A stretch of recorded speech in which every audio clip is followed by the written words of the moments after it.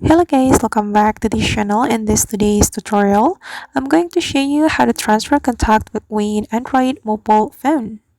Okay, let's get into it guys. First thing first, you can open your contact application on your Android mobile phone, and here you can choose the contact you want to transfer to another Android mobile phone.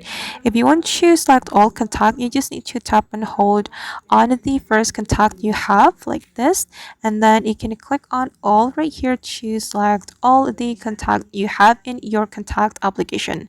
Then you just need to click on share and choose the method you want to use to transfer your contact.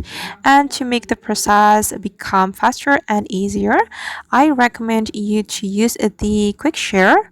You just need to click on quick share and then ask the receiver to activate the quick share, and then you just need to select the receiver and the transferring process will be started. Alright guys, and that's how we can transfer contact between Android mobile phone. I hope this video will be useful for you.